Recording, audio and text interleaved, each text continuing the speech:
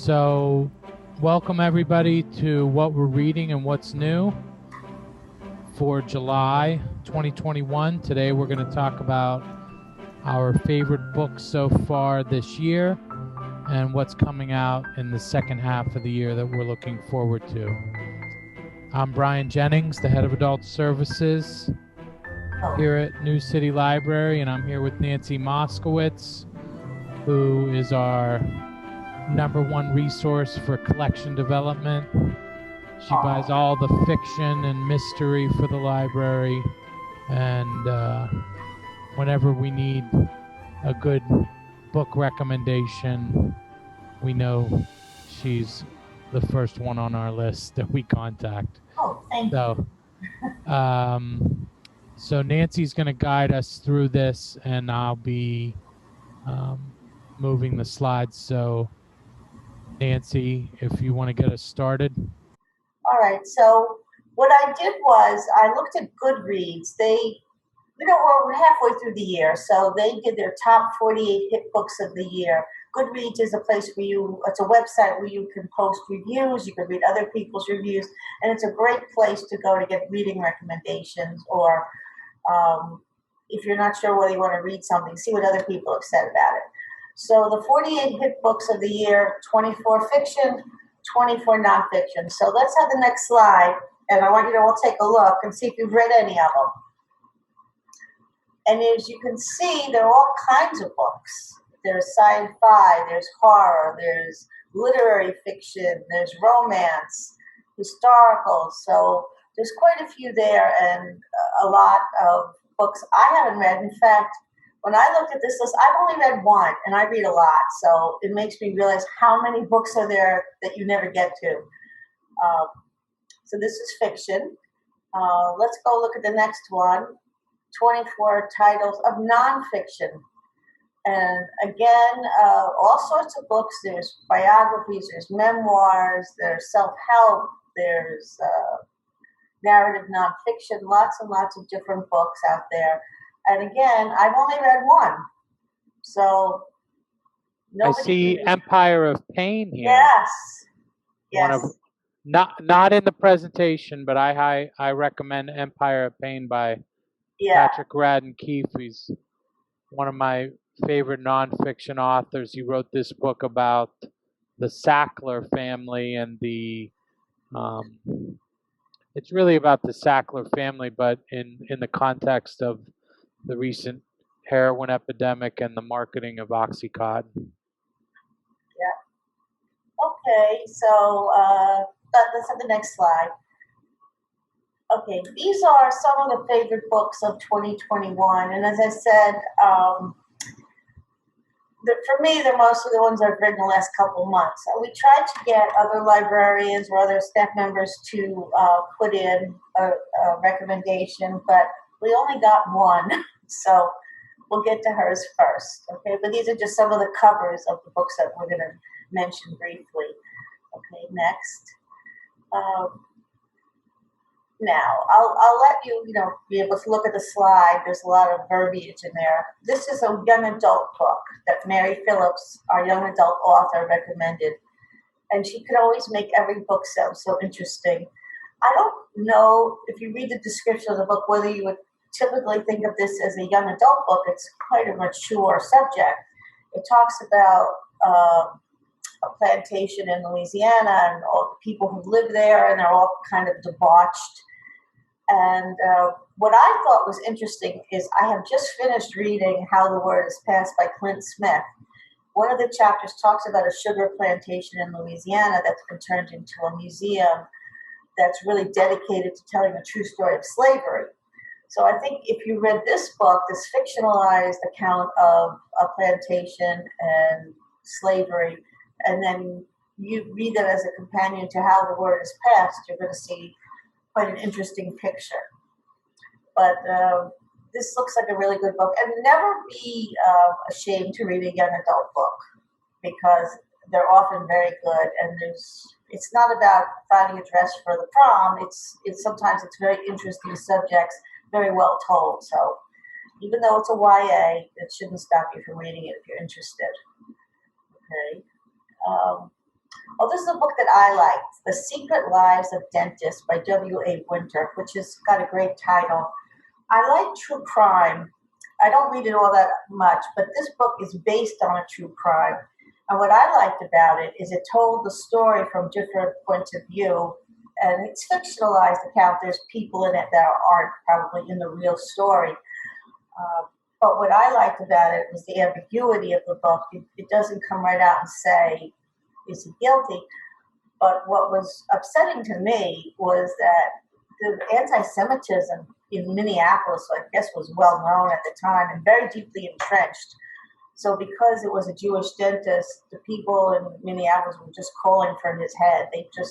There was almost no chance of him being found innocent or not guilty. So if you like a true crime based, but a fictionalized version, I think you would enjoy this book. Okay, next. Okay, now this one is fiction. It's The Northern Spy by Flynn Berry. This book takes place in Northern Ireland, and it really talks a lot about the IRA, which I thought was kind of dead and gone, but is apparently still very beneath the surface, but it's there. And this is a story where somebody has a moral dilemma, which I also like. Tessa doesn't know, when she finds out her sister is an IRA volunteer, she has to make the decision whether she's going to help her sister or whether she's going to stay away for safety's sake. And I think what's interesting is I like these dilemmas because you could think, well, what would I do? And in this case, she loves her sister very much. And she also has a baby that she wants to protect. So it's very suspenseful. And I think that if you like that kind of book, you'll like this one. I recommend it very highly. Okay, next. Oh, okay. The Haunting of Alma Fielding by Kate Summerscale. I've read a few books by Kate Summerscale. She writes true crime. And in this case, this was an interesting story because you think it's a ghost story, but it's more than that. It's quite a bit more than that. This woman, Alma, is just beset by poltergeist activity in her house. Things are flying around, people are getting hurt, and she doesn't know who to call because you can't call the Ghostbusters. So she calls the press, and they get her in touch with a ghost hunter who decides he's going to rigorously investigate her. And it was interesting the kinds of trials he puts her through and to see what's going on. And he can't really figure it out, but then he has kind of a breakthrough where maybe this isn't coming from outside of her, it's coming from inside of her. And he even consulted with Sigmund Freud. So it's a very interesting story, and I like the characters involved. And if you like that sort of kind of ghosty, psychological, it's good. How did you hear about that one, Nancy? How did I hear about it?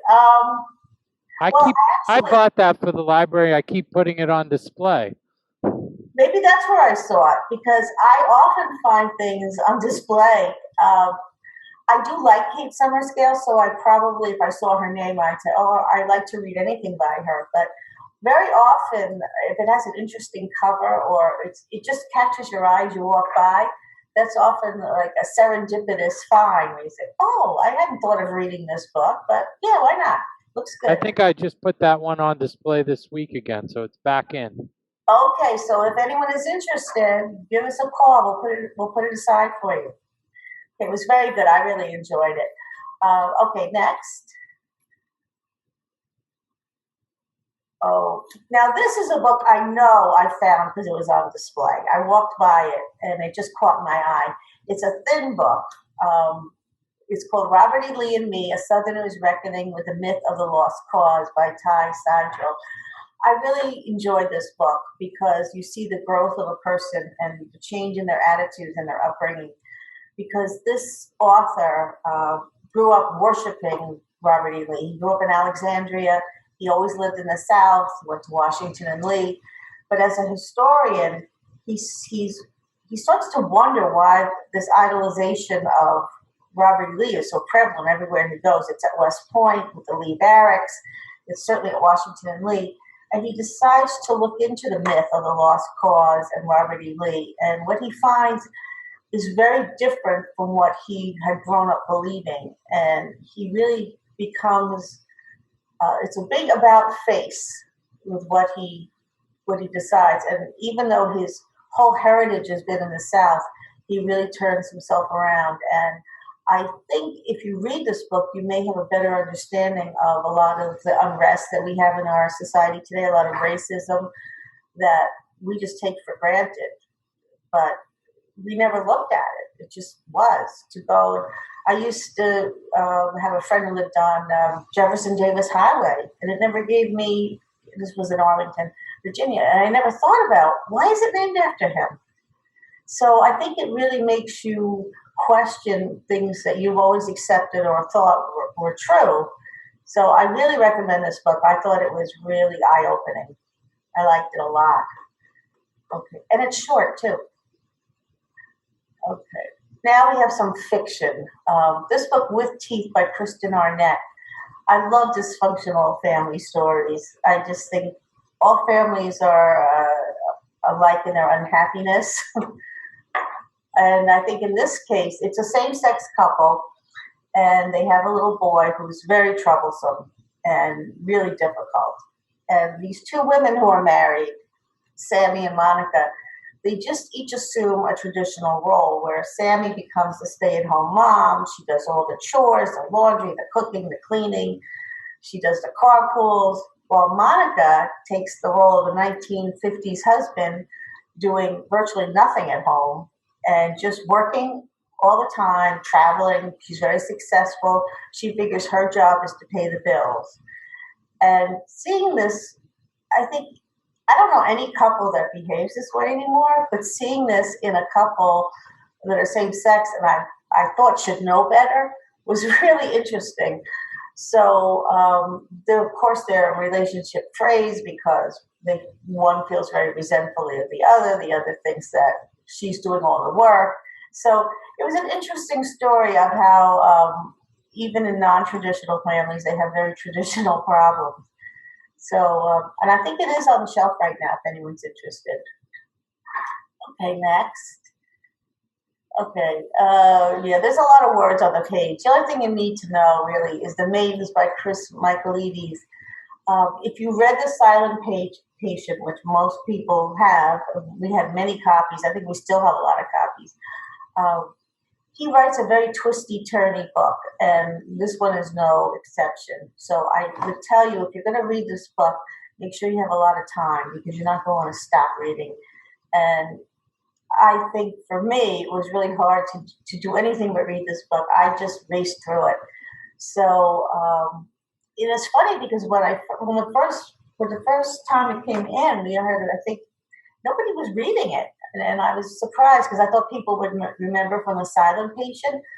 But word of mouth must have gotten through because now there's quite a few holes on it, which we'll get more if we need to. But it's really, if you want a real escape, if you're going to be on the plane for a while, you want to bring this book with you. You won't notice anything else. Okay.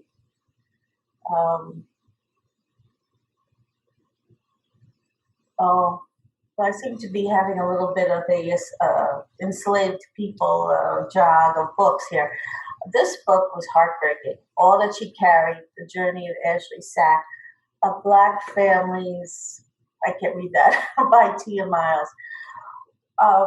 This book is just simply heartbreaking.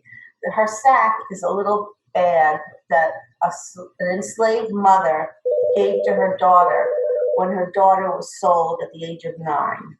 She couldn't do anything about her daughter being sold, but she wanted to give her something even though she had nothing. So she gave her this little cotton sack. She put some things in it, and she included all of her love. And she gave it to her daughter. And Ashley, the young daughter, her granddaughter knew the story and embroidered those few lines on the bag. Why we know about this bag is that it turned up in some kind of like a garage sale, and somebody bought it And this woman who bought it in Tennessee, she recognized that there was something special about this. And if you go to the Museum of African American History in Washington, that's where the bag is now. And I think this little bag, this raggedy bag, really encapsulates all the inhumanity that we have forced onto enslaved families.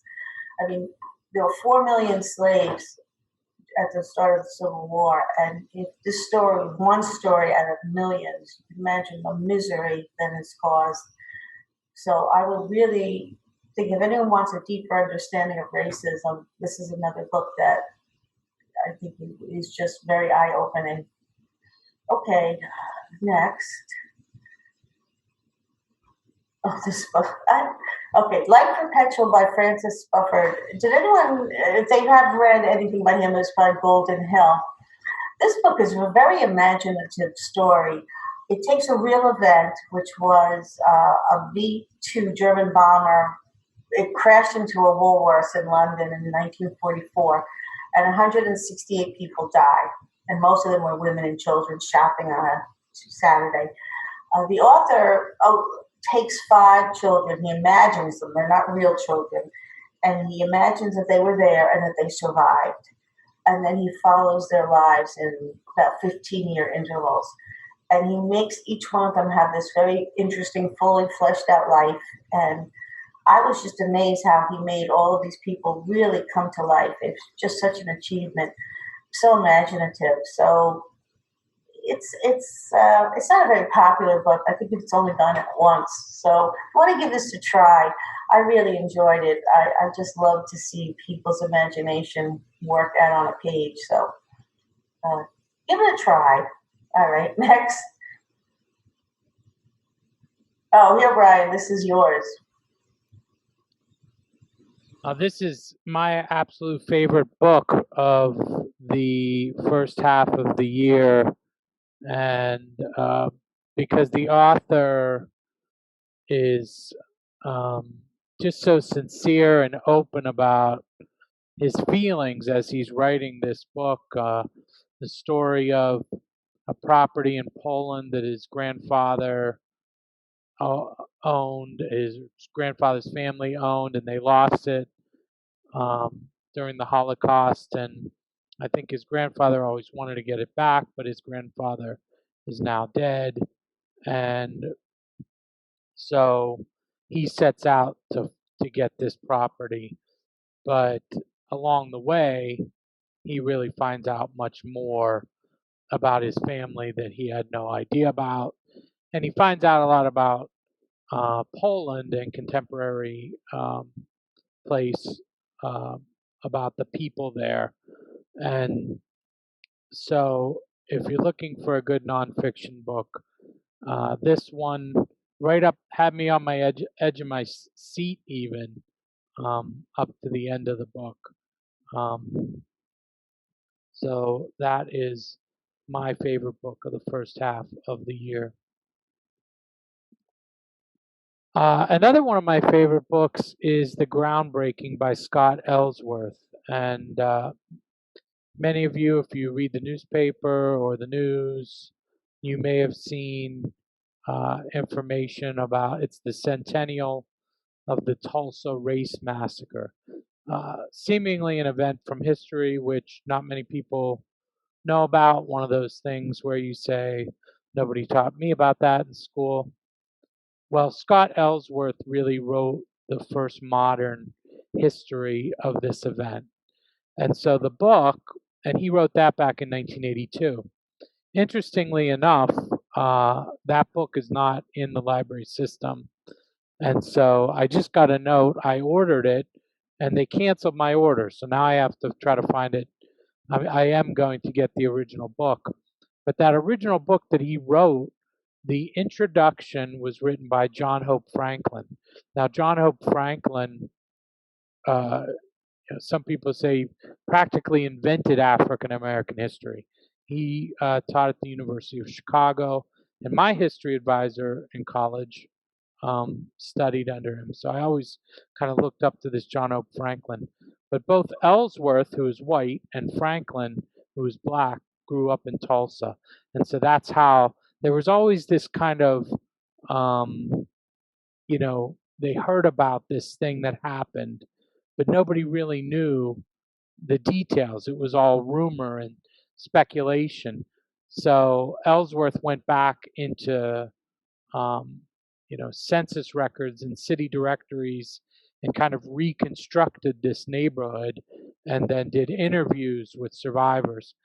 So this book is probably much more readable than the original history, because really what it is it's almost like a memoir of him writing the book and how it impacted him and what he learned from the people who survived, but also kind of the struggle for Tulsa to come to terms with this, because it wasn't easy to write that original book.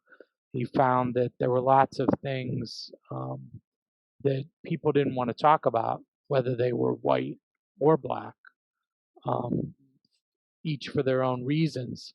And so it's really very readable. I think an important book if you're interested in learning more about what happened there. And Nancy already mentioned how the word is passed. Basically, Clint Smith goes to, I think, 8 or 9 historic sites, and he talks about how they address slavery at each of those sites. And it's really great because it's like he's taking you there himself. He's going there as a writer, as a historian, but also he's talking to the other people who are visiting the sites, saying, well, what did you think about this? Or how did this make you feel? And then he's recording all of that for you in the book. So really interesting. And of course, it even has a piece on Manhattan and the history of slavery in Manhattan, which is, a lot of people might say, hey, we were on the other side during the war. What happened? But going way back to the Dutch and the building of Wall Street and how all of those things were connected to slavery in one way or another. So probably a really important book to check out if you get a chance. Okay, I just think these are the books that are coming out between now and the end of September. I just think all their covers together look so beautiful. So let's get started looking at a few. I'm doing them in chronological order. So we can start looking now. Okay, now, if it's July, it's Daniel Silva's turn. The cellist. It's his usual character, Gabriel Alon, and it doesn't really matter what it's about. It's going to be good. If you're a fan, you're going to be really happy to read this. So that's coming out July 13th, which is Tuesday. Okay. This book sounded interesting. Red Traitor by Owen Matthews, July 20th. It's coming out. It's the Cuban Missile Crisis told from the Soviet standpoint. And it sounds very interesting because we don't really know. We only know from our standpoint, but the author did a lot of research, and he's become one of the best espionage writers today. So I think if you haven't read him, you really should. If you like this sort of book. Is this fiction or nonfiction? Oh, it's fiction. Yeah, okay. Maybe if people saw the movie The Courier, which is related to the Cuban crisis, okay, and espionage, a new movie that we have here, they might pair that up with this. Oh, yeah, I wish I had thought to pair those together. Okay. We always like to give our books dates with other books or other movies. Date. Matchmake. Okay. Sherry LaPena, Not a Happy Family. This is coming out July 27th. If you've read her first book, which was The Couple Next Door, you've probably become a fan. And again, she does these twisty-turny plots. There's a lot of money at stake, and I think that if you like dysfunctional families, you like those twisty domestic thrillers, this is going to be something you should read. I'm looking forward to it myself. Okay. The Husbands by Chandler Baker. This is going to come out on August 3rd. He had a big hit with the Whisper Network, which I haven't read. And this one sounds really intriguing. A husband and wife, they both work long, hard hours at demanding jobs. She does everything around the house. It all falls on her. She finds they're looking for a new house, and they find this whole nest of high-achieving women, and their husbands are, strangely enough, incredibly supportive. And it's not normal, and she wants to know what's going on. She's going to investigate. And this sounds to me like a feminist Stepford Husbands. If you remember Stepford Wives, the husbands created these perfect wives that were supportive. And in this case, it's the husbands that are being the supportive ones. So it's very intriguing. I think this is going to tickle a lot of people's fancy. Okay. Oh, Robin Cook, he's still writing, God bless him. Viral. In this case, this book will be out August 17th. It's not so much that Emma comes down with a deadly virus. It's really the fact that her insurance company doesn't want to pay for her very expensive care in the ICU. So the husband, instead of fighting the virus, he's fighting with the insurance company. They won't pay. And I think this is something that all of us in our deepest, darkest hearts worry about, being bankrupt by a horribly immense medical bill. So this really sounds like this is going to be a real horror story. So put that on your list, because it really sounds very appropriate for our times. Velvet Was the Night by Sylvia Moreno Garcia, release date August 17th. Now, Brian had talked about her earlier book, Mexican Gothic, a few times ago. Yeah, at a previous session similar to this. I really enjoyed Mexican Gothic. I thought it was kind of a horror book. I don't really... Yeah. We put that in horror, but... I don't normally read that, but it was good. Yeah, this one is a noir. And apparently, I don't know anything about Mexico City, but in the 1970s, Mexico City was going through a lot of turmoil. There were a lot of student uprisings. And against this backdrop, an unlikely pair are searching for a student who disappeared under suspicious circumstances. So she's such a good writer. I've seen her interviewed a few times. She's really interesting. She's very young, and she's very talented. So if you have or haven't read Mexican Gothic, still pick this up. It's a little different, but I think she still does a great story. All right, so that's August 17th is coming out. Okay, Louise Penny. I love Louise Penny because every August she comes out with a new mystery. She's very good. She really just restrains herself. It's one a year. She's got Chief Inspector Gamache is back, and this sounds like a really interesting twist on political correctness or the cancel culture. So he's the subject of this. So this should be very interesting. Louise Penny, although she only comes out with one mystery a year, she's coming out in October with a book with Hillary Clinton, which maybe I'll talk about another time. I don't have much information on it. It's probably got a huge pre-pub. Probably a lot of copies will come out because, as you might know, Patterson and Bill Clinton have a book out now called The President's Daughter, which I think is #1 on the bestseller list. So if you're smart enough to hook up with a good author, you can really sell a lot of books. Okay, next. Slow Fire Burning by Paula Hawkins, release date August 31st. You probably remember Girl on the Train, which was her first book. This book is probably got a lot of twists and turns, and if you like that, you're sure to like this. I have to be honest, this didn't get the greatest reviews. I'm not sure why. But I still think it's probably worth reading if you want to escape into a twisty-turny thriller. I think it'll be good for that. It's not necessarily great literature, but I think it'll be entertaining. Okay. Beautiful World, Where Are You by Sally Rooney, release date September 7th. This is her third book. And if you've liked her other books, you'll probably like this one.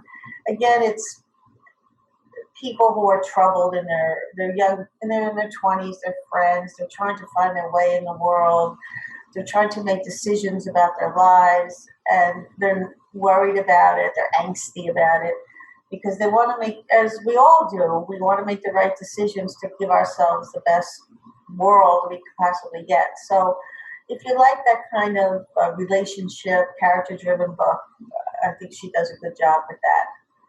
So I think this will be another bestseller for her. Okay. Oh, The House of Ashes by Stuart Neville, release date September 7th. I actually read this book already in an advanced reader's copy. This has a very gothic feel to it. It's a house in Northern Ireland, and there's two storylines. One involves Sarah in the present day. Her husband has moved her there. She's very isolated. She's had a nervous breakdown, so she's very fragile. And her husband kind of keeps her a virtual prisoner. She doesn't have a car. She doesn't know anybody. And she decides she wants to find out about the house's history. By chance, she meets a woman who lived there when she was a young girl, and her life was a nightmare. She and two other women were enslaved to the men who owned the house. And this is really a story of feminine empowerment, where we see women who are being completely dominated by men, and Sarah, who is also very dominated by her husband, has nothing to say about anything, and she doesn't want to have what happened to Mary happen to her. So there's that kind of a triumphant feel to this book. All right. Matrix by Lauren Groff. See, a lot of stuff's coming out on September 7th. If you've read anything by Lauren Groff, you know she usually writes contemporary novels. She's gone way back to the 12th century and talks about this Marie de France, who was in the court of Eleanor of Aquitaine. She was sent as a punishment to be the prioress of an abbey. And when she gets there, the abbey's in really bad shape. The women are not doing well. And she, although she's only 17 years old, she decides she's going to take charge and she's going to make this into a self-sufficient island of women. What I like about this, another feminine empowerment book, is that she writes so well that she really brings everything to life. And if you like historical fiction, this is a really interesting time period. The Middle Ages is usually so grim, but I think there's, she was a light. She was a poet also. So I think people who like historical fiction are going to enjoy this book. Okay. Harlem Shuffle by Colson Whitehead, release date September 14th. Now, you may or may not be aware, he's won back-to-back Pulitzer Prizes for the Underground Railroad and for Nickel Boys. Now, this book is quite different from his other books. It's a crime novel, kind of like an Elmore Leonard. His character is selling used furniture in Harlem, and he's made some bad decisions, so he has to become a fence for these very shady people. He's got a lot of interesting characters. It's also considered a love letter to Harlem, because he really gets the feel of Harlem, the look of Harlem, and how Harlem was such a thriving community, has been for years. So I think if you like Colson Whitehead, or even if you haven't read any of his works, you should want to read this one. It looks really excellent. I've never read Colson Whitehead, but this book sounds to me like I would like it. This might be my opportunity to get in on the Colson Whitehead club. Yes, and it has a beautiful cover too. Okay, so let's see. Okay, now this one, Cloud Cuckoo Land by Anthony Doerr. Now, probably a lot of you have read All the Light We Cannot See. I didn't read it, but that was a World War II novel. This novel is very hard to describe. It sounds like it's a very spiritual, all-encompassing novel. I only described it as a novel about children living in a broken world who find healing and hope. I think there's time travel in this book. But what I liked so much about when he dedicates his book to librarians then and now and in the years to come. So I was very touched by that. And so I love this book. But I don't have much information about it. I think it was just, it's very hard to encapsulate. It's not a plot that lends itself to a couple of sentences. So if you liked All the Light We Cannot See, I think you should also look into reading this one as well. I think that's it. Yeah. Okay. Now I just want to mention that if you go to our website, newcitylibrary.org, you're going to see a tab that says How Do I? And one of the things, I think Brian's going to show it. Okay, if you go to How Do I, see what's new, you click on that, and you can see we do put up new genre fiction. This is new fiction. This just went up today. Goes up every Friday. And you can click on the cover. It takes you to the catalog. I hope that's 1 minute. Yeah. And then you can change it so you can't really read too much about the book, but you can put it on hold. And unfortunately, even if the book doesn't show that we own it, I don't put anything up here that we're not getting. So you can still put a hold on it, even though it says it doesn't look like we own it. Oh, good. All right, but you see it's also about nonfiction. Brian does that, romance. So this is a really nice way to grab something quick. You can just see what's come up. And I think we have, because there's so much to read, you can see from that Goodreads that there's so much out there. We just want to break it down, make it a little easier for you. I'm going to fix that.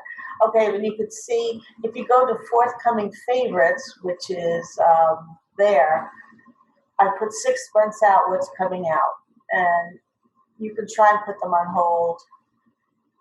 Our records probably won't be up there for I think I'm up to February now, or up through January. So you can see, just take a little look, see sometimes your favorites authors will be up there.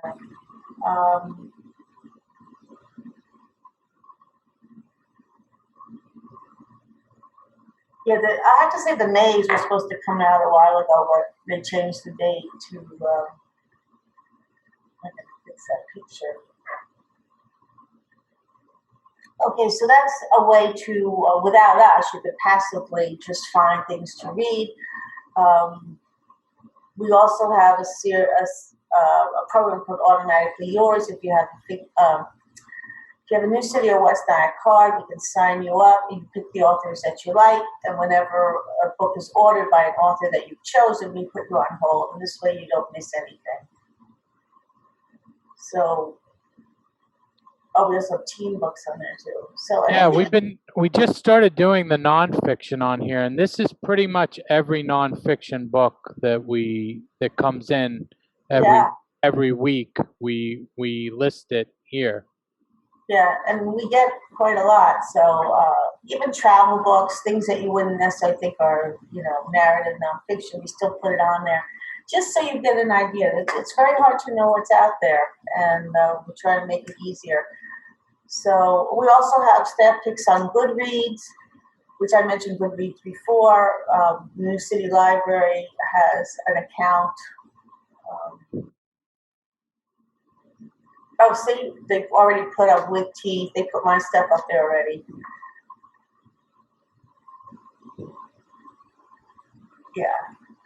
So that's done. And this way, if you don't remember this immortal presentation, you can just go on Goodreads and look it up. And it goes back, so you see books that we've enjoyed past.